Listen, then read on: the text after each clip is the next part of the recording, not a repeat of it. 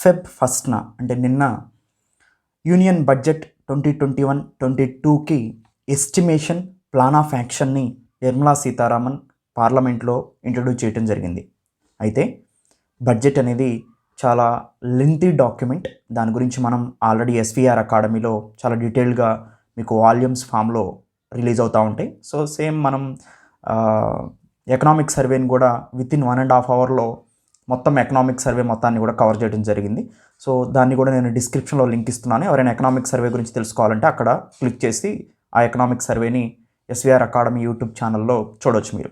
అయితే ఇక్కడ నేను మాట్లాడదలుచుకుంది ఏంటంటే, ఈ బడ్జెట్లో మోస్ట్ ఇంపార్టెంట్ న్యూ ఇనిషియేటివ్స్ ఏంటి, కొత్తగా ఇంతవరకు తీసుకురానటువంటి ఒక యునీక్ థాట్స్ ఏంటి అనే దాని గురించే ఇక్కడ నేను మాట్లాడతాను.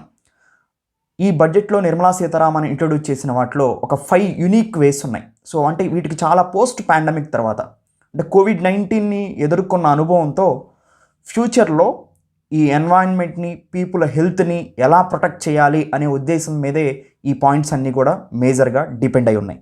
ఫస్ట్ పాయింట్ వచ్చేసి vehicle scrapping policy. So old and unfit వెహికల్స్ని వాలంటరీగా స్క్రాపింగ్ చేసుకునే పాలసీని ఒకటాన్ని తీసుకొస్తున్నారు. సో దీనివల్ల ఏంటంటే ఓల్డ్ వెహికల్స్ ఎక్కువగా ఎమిషన్స్ రిలీజ్ చేస్తూ ఉంటాయి. So green house gases, so దానివల్ల గ్లోబల్ వార్మింగ్ ఎక్కువగా అవుతుంటుందన్నమాట. Carbon dioxide, carbon monoxide, sulphur dioxide, so nitrous oxides, so ఇవన్నీ కూడా పార్టిక్యులేట్ మ్యాటర్ 2.5, పార్టిక్యులేట్ మ్యాటర్ 10, ఇవన్నీ కూడా గ్రీన్ హౌస్ గ్యాసెస్గా చెప్తాం అనమాట. ఇవన్నీ కూడా ఎన్వైరన్మెంట్ పొల్యూషన్ని కలిగిస్తున్నాయి. మేజర్గా ఎన్వైరన్మెంట్ పొల్యూషన్, ఎయిర్ పొల్యూషన్ కావడానికి గల ముఖ్యమైన కారణాలు ఒకటి వెహికులర్ పొల్యూషన్, 2 ఇండస్ట్రియల్ పొల్యూషన్. దాంట్లో కూడా వెహికులర్ పొల్యూషన్స్ బాగా ఎక్కువ అవుతుంది. ఎందుకంటే కార్బన్ కాంపౌండ్స్ అయిన పెట్రోలియం నుంచి వచ్చే ప్రొడక్ట్స్ని మనం యూజ్ చేస్తాం కాబట్టి, పెట్రోల్, డీజిల్ ఇలాంటి వాటిని ఉపయోగించడం వల్ల ఈ గ్రీన్ హౌస్ గ్యాసెస్ రిలీజ్ అయ్యి గ్రీన్ హౌస్ ఎఫెక్ట్ని క్రియేట్ చేస్తున్నాయి. గ్రీన్ హౌస్ ఎఫెక్ట్ వల్ల ఏమవుతుంది, గ్లోబల్ వార్మింగ్ జరుగుతుంది. గ్లోబల్ వార్మ్ అయితే ఏమవుతుంది, ఆర్కిటిక్, అంటార్కిటిక్ ఓషన్లో ఉన్నటువంటి ఐస్ మెల్ట్ అవుతుంది. ఆ ఐస్ మెల్ట్ అయితే ఓషన్ లెవెల్స్ రైజ్ అవుతాయి. ఓషన్ లెవెల్స్ రైజ్ అయితే ల్యాండ్ సబ్మెర్జ్ అయిపోతుంది ఆటోమేటిక్గా. సో హ్యాబిటబుల్ ప్లేసెస్ అనేవి, కోస్టల్ సిటీస్ అనేవి, మేజర్గా ఐలాండ్స్ అనేవి ఎఫెక్ట్ అవుతాయి ఫ్యూచర్ డేస్లో. దాన్ని ప్రొటెక్ట్ చేయడానికి సో వెహికులర్ యొక్క పొల్యూషన్ తగ్గించడం మోస్ట్ ఇంపార్టెంట్గా ప్యారిస్ క్లైమేట్ ప్యాక్ట్ చెప్పినట్టు నేషనల్లీ డిటర్మైన్డ్ కంట్రిబ్యూషన్స్ ఎన్డీసీస్ కూడా ప్రమోట్ చేయడం జరిగింది. సో వాలంటరీగా ఎవరి కంట్రీ వాళ్ళ కంట్రీ పొల్యూషన్ తగ్గించుకోవడానికి ప్రయత్నాలు కొనసాగించాలన్నమాట. ఆ ప్రయత్నంలో భాగంగానే ఇండియా వెహికల్ స్క్రాపింగ్ పాలసీ చేసింది. అంటే ఓల్డ్ వెహికల్స్, ఓల్డ్గా ఉన్నటువంటి డీజిల్ వెహికల్స్ ఎక్కువగా పొల్యూషన్ని రిలీజ్ చేస్తూ ఉంటాయి అన్నమాట. సో అందుకని అలా ఓల్డ్ వెహికల్స్ని స్క్రాపింగ్ చేసుకునే పాలసీని ఒకదాన్ని తీసుకొని వస్తున్నారు. సో ఇది ఒక గ్రేట్ ఇనిషియేటివ్. దీనివల్ల ఓల్డ్ డీజిల్, పెట్రోల్ వెహికల్స్ పోయి ఫ్యూచర్లో వచ్చే న్యూ ఎలక్ట్రిక్ వెహికల్స్ ఎక్కువగా ఉపయోగించడానికి అవకాశం ఉంటుంది. దాంతో ఎన్విరాన్మెంటల్ ఫ్రెండ్లీ వెహికల్స్ రావడానికి అవకాశం ఉంది. వెహికులర్ పొల్యూషన్ తగ్గుతుంది. దాంతో పాటుగా oil import bill, current account deficit, మనం ఎక్కువగా ఇంపోర్ట్స్, దిగుమతులు చేసుకుంటూ ఉంటాం. దాంట్లో ముఖ్యమైన పాత్రను పోషించేది ఆయిల్ ఇంపోర్ట్స్. ఈ ఆయిల్ ఇంపోర్ట్స్ అనేవి బాగా తగ్గటానికి అవకాశం ఉండింది. So petroleum, diesel, petroleum products అన్నీ కూడా మనం ఇంపోర్ట్ చేసుకుంటాం, కానీ పెట్రోలియం ప్రొడక్ట్స్ని మనం ఎక్స్పోర్ట్ చేస్తాం, అది వేరే విషయం. కానీ ఇలా ఆయిల్ ఇంపోర్ట్ బిల్ తగ్గే అవకాశం ఉంది. దాంతో కరెంట్ అకౌంట్ డెఫిసిట్ కూడా తగ్గుతుంది. రీసెంట్గా ఈ ఇయర్ కూడా కరెంట్ అకౌంట్ డెఫిసిట్ మనం తగ్గి సర్ప్లస్లో ఉన్నాం. దానికి కారణం ఏంటంటే ఎక్స్పోర్ట్స్ తక్కువనే ఉన్నాయి, కానీ ఇంపోర్ట్స్ ఇంకా తక్కువగా ఉన్నాయి అన్నమాట. సో కోవిడ్-19 పీరియడ్ తర్వాత. సో ఇది ఒక ఎన్వైరన్మెంటల్ ఫ్రెండ్లీ పాలసీగా చెప్పుకోవచ్చు వెహికల్ స్క్రాపింగ్ పాలసీ అనేది. ఏ బడ్జెట్లో కూడా ఇంతకుముందు ఇలాంటి పాలసీని మనం చూడలేదు. సెకండ్ ఇనిషియేటివ్, స్టార్టప్స్ని బాగా డెవలప్ చేయడానికి ఇండియన్ గవర్నమెంట్ ప్రముఖమైన పాత్రను ఇచ్చినట్టుగా ఈ బడ్జెట్లో కనిపిస్తుంది. స్టార్టప్స్ అంటే ఏంటంటే, ఏదైనా ఒక న్యూ థాట్స్తో నేను ఆ థాట్ని మెటీరియలైజ్ చేయటానికి కావలసినటువంటి సో ఆపర్చునిటీస్ అన్నీ కూడా స్టార్టప్స్ ద్వారా లభిస్తాయి అన్నమాట మనకి. సపోజ్ నాకు ఏదైనా ఒక న్యూ యాప్ డెవలప్ చేయాలని ఉండింది. సో ఆ న్యూ యాప్ యొక్క సిచ్యువేషన్ మొత్తం నాకు వచ్చు, కానీ దానితో ఇన్వెస్ట్మెంట్ పెట్టడానికి కానీ, ముందుకు వచ్చి దాన్ని స్టార్ట్ చేయడానికి కానీ అవకాశాలు లేవు. అలాంటి అవకాశాలు కల్పించే ఒక ఎన్వైరన్మెంట్ని కలిగించేవి స్టార్టప్స్ అనమాట. సో అలాంటి ఒక న్యూ స్టార్టప్స్ని డెవలప్ చేసి, ఇండిజీనియస్ డెవలప్మెంట్ని డెవలప్ చేసి, ఇంపోర్ట్స్ని తగ్గించుకొని మనమే ఎక్స్పోర్ట్ అయ్యే సిచ్యువేషన్కి తీసుకురావడమే ఈ స్టార్టప్స్ యొక్క ముఖ్య ఉద్దేశం అన్నమాట. సో అందుకనే దాదాపుగా స్టార్టప్ అనే పదం 11 టైమ్స్ వినిపించింది మనకు బడ్జెట్లో. సో ఈ స్టార్టప్స్ ఎవరైతే స్టార్ట్ చేస్తున్నారో వాళ్ళకి దాదాపుగా ట్యాక్స్ హాలిడేని 1 year ఎక్స్టెండ్ చేయడం జరిగింది. అంటే వాళ్ళకి ఎటువంటి ట్యాక్స్ వాళ్ళ మీద విధించారనమాట. తర్వాత 1 company పర్సన్స్ ఎవరైతే ఉన్నారో వాళ్ళకి ఇన్సెంటివ్స్ ఎక్కువగా ఇవ్వటం కూడా జరుగుతుంది. సో ఎనీవే స్టార్టప్స్ని ప్రమోట్ చేయడానికి బాగా ప్రయత్నించినట్టుగా మనకు కనిపిస్తుంది. నెక్స్ట్ థర్డ్ పార్ట్ వచ్చేసి అర్బన్ పబ్లిక్ ట్రాన్స్పోర్ట్. మనం మ్యాక్సిమం బయలుదేరితే ఎక్కువగా అర్బన్స్లో ఎక్కువ మంది వెహికల్స్ వేసుకువెళ్తూ ఉంటారు, ఓన్ కార్స్, ఓన్ బైక్స్. దీనికన్నా కూడా ఇప్పుడు హైదరాబాద్లో చూస్తే మీకు మెట్రో ట్రైన్ వచ్చింది. ఇది చాలా ఫ్లెక్సిబుల్. మీ కార్, మీ బైక్ కన్నా కూడా చాలా స్పీడ్గా డెస్టినేషన్ని చేరుకోగలుగుతాం.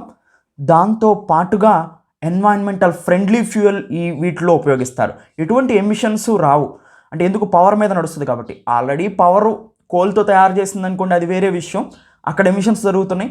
కానీ ఇక్కడ మళ్ళీ డ్యూయల్ ఎమిషన్ కాకుండా ఉంటుందన్నమాట. ఎనీవే రీజనరేటివ్ బ్రేకింగ్ సిస్టమ్ ఉంటుంది.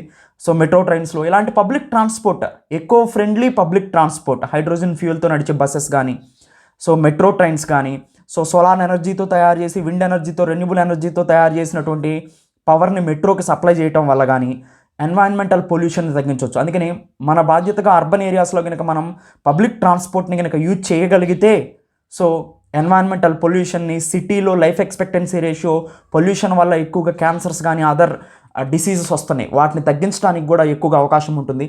అందుకని 18,000 కోట్లతో అర్బన్ ఏరియాస్లో పబ్లిక్ ట్రాన్స్పోర్ట్ని సపోర్ట్ చేయడానికి ఈ బడ్జెట్లో ఇనిషియేషన్స్ జరిగినాయి.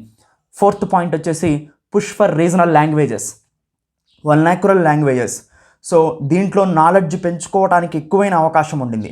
సో ఓన్లీ ఇంగ్లీష్ ఎడ్యుకేషనే కాకోకుండా, so other regional, English education అనేది బేస్గా ఉన్నప్పటికీ కూడా రీజనల్ లాంగ్వేజెస్లో సో వాళ్ళు పెరుగుతున్నారు కాబట్టి రీజనల్ లాంగ్వేజెస్ యొక్క పవర్ వేరు. ఏదైనా ఎక్స్ప్లెయిన్ చేయడానికి రీజనల్ లాంగ్వేజ్ అనేది చాలా దోహదపడుతుంది. సో కంపేర్ టు ఇంగ్లీష్లో కొంతవరకు ఎక్స్ప్లెయిన్ చేయగలిగామో కానీ deep analysis with deep talking అనేది ఓన్లీ వాళ్ళ మదర్ టంగ్లోనే రావటం జరుగుతుందన్నమాట. సో వాటిలో అలాంటిగా డెవలప్ చేయడానికి గవర్నమెంట్ పాలసీస్ కానీ, తర్వాత పాలసీ ఇన్ఫర్మేషన్ కానీ మొత్తాన్ని మ్యాక్సిమం సో ఈ నేషనల్ లాంగ్వేజ్ ట్రాన్స్లేషన్ మిషన్ అని పెట్టి దీని ద్వారా అందరికీ అందిస్తామని చెప్తున్నారు.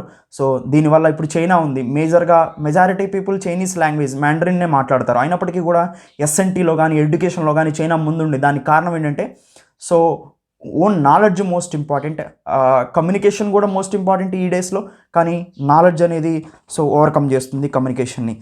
నెక్స్ట్ ఇది నేషనల్ లాంగ్వేజ్ ట్రాన్స్లేషన్ మిషన్ ద్వారా నేషనల్ లాంగ్వేజెస్ని, అదర్ వర్నాక్యులర్ లాంగ్వేజ్ని కూడా డెవలప్ చేయడానికి ప్రయత్నాలు కొనసాగుతున్నాయి. గవర్నమెంట్ పాలసీస్ కూడా దాంట్లో అందించడానికి అవకాశం ఉంది. తర్వాత ఇన్సూరెన్స్ సెక్టార్లో ఇంతకుముందు 49% మాత్రమే ఎఫ్డిఐ ఇన్వెస్ట్మెంట్ ఉండేది. దాన్ని 74%కి ఇంక్రీజ్ చేశారు.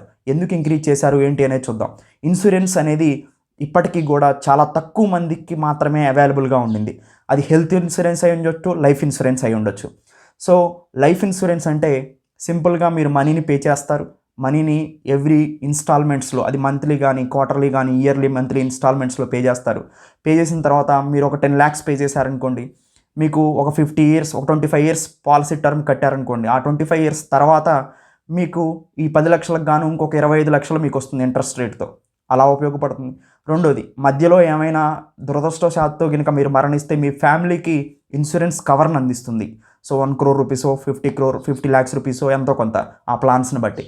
సో అంటే ఇది లైఫ్ ఇన్సూరెన్స్. హెల్త్ ఇన్సూరెన్స్ మనకి ఇండియాలో మేజర్ ప్రాబ్లం ఏంటంటే పాకెట్ ఎక్స్పెండిచర్ ఎక్కువ హెల్త్లో. అంటే మన పాకెట్స్ నుంచి తీసి పెట్టే ఖర్చు 60% ఉంటుంది. 100 రూపాయలు ఖర్చు పెడతా ఉంటే మనం గవర్నమెంట్ ఇచ్చే సబ్సిడీస్ కానీ ఇన్సెంటివ్స్ కానీ పోతే 60 నుంచి 70 రూపాయలు మన పాకెట్లో నుంచే ఖర్చు పెడతాం. అలా కాకుండా ఇయర్కి నేను ఒక 5,000 హెల్త్ ఇన్సూరెన్స్ తీసుకున్నాను అనుకోండి, ఆ ఇయర్లో నాకు ఎటువంటి జబ్బు వచ్చినా కానీ లేదా ఎటువంటి హాస్పిటల్ ట్రీట్మెంట్కి కానీ ఒక 5 లక్షల నుంచి 10 లక్షల వరకు కవరేజ్ ఉంటుంది. దీన్ని హెల్త్ ఇన్సూరెన్స్ అంటారు. ఈ హెల్త్ ఇన్సూరెన్స్ సెక్టార్ ఇండియాలో డెవలప్ కాలేదు. సో ఈ హెల్త్ ఇన్సూరెన్స్ని బూస్ట్ ఇవ్వాలంటే ఇన్సూరెన్స్ కంపెనీస్ ఎక్కువగా రావాలి, క్వాలిటీ ఇన్సూరెన్స్ కంపెనీస్ ఎక్కువగా రావాలి. ఓన్లీ ఎల్ఐసి పోరాడితే సరిపోదు. సో అందుకని ఫారెన్ ఇన్వెస్టర్స్ ఎవరైతే ఉన్నారో వాళ్ళు వచ్చి ఇండియాలో ఇన్సూరెన్స్ సెక్టార్లో పెట్టుబడులు పెట్టాలి అంటే ఎఫ్డిఐ లిమిట్ని ఇంక్రీజ్ చేయాలి. అందుకని ఫారెన్ డైరెక్ట్ ఇన్వెస్ట్మెంట్, విదేశీయులు ప్రత్యక్షంగా వచ్చి మన ఇన్సూరెన్స్ కంపెనీలో పెట్టుబడులు పెట్టాలి అంటే 49% నుంచి దాన్ని 74%కి పెంచారనమాట. సో అందుకని ఇన్సూరెన్స్ యాక్ట్ 1938ని సో అమెండ్ చేయడానికి ఎక్కువగా అవకాశం ఉండింది. ఇప్పటికి కూడా ఇన్సూరెన్స్ పెనట్రేషన్ రేట్ ఇండియాలో చూస్తే 3.8% ఆఫ్ జీడిపి ఉంది. అంటే మన సంవత్సర కాలంలో భారతదేశానికి వస్తు సేవల వల్ల వచ్చే ఆదాయం ₹100 ఉంటే దాంట్లో ₹3.8 మాత్రమే ఇన్సూరెన్స్ సెక్టార్లో ఉండిందనమాట, 3.7%. ఓల్డ్ యావరేజ్ ఇది 6.31% ఉంది, కానీ మనది మాత్రం 3.7% మాత్రమే ఉండిందనమాట. సో ఇలా ఈ మేజర్ 5 ఇనిషియేటివ్స్ అనేవి న్యూగా కనిపించినాయి మనకు బడ్జెట్లో. సో అదర్ టాపిక్స్ గురించి కూడా మాట్లాడతాం, కానీ న్యూగా మనకి ఈ బడ్జెట్లో మేజర్గా మనకి కొత్తదనం కనిపించింది ఈ టాపిక్స్. సో ఒకటి వెహికులర్ స్క్రాపింగ్ పాలసీ, ఎన్విరాన్మెంట్ని ప్రొటెక్ట్ చేయడం కోసం. స్టార్టప్స్ ఇనిషియేషన్స్, స్టార్టప్స్కి ఇన్సెంటివ్స్ ఇవ్వటం, ట్యాక్స్ హాలిడేస్ ఇవ్వటం, అంటే ఫ్యూచర్లో ఇండిజీనియస్ మార్క్ని చూపించడం కోసం. పబ్లిక్ ట్రాన్స్పోర్ట్ని ఎక్కువగా అర్బన్ ఏరియాస్లో ఉపయోగించమని దానికి కావాల్సినటువంటి 18,000 crores శాంక్షన్ చేయటం, ఇది కూడా ఎన్వైరన్మెంట్కి సంబంధించింది. రీజనల్ లాంగ్వేజ్ని ప్రమోట్ చేయటం, సో ఇది నాలెడ్జ్ని పెంచడం కోసం ఉపయోగపడుతుంది. తర్వాత హెల్త్ ఇన్సూరెన్స్ని ప్రొటెక్ట్ చేయడానికి ఇన్సూరెన్స్ కవరేజ్ని 49 నుంచి 74% వరకు ఇంక్రీజ్ చేయడం జరిగింది. సో ఇవి ఈ బడ్జెట్లో ఉన్నటువంటి ముఖ్యమైనటువంటి న్యూ ఇనిషియేటివ్స్.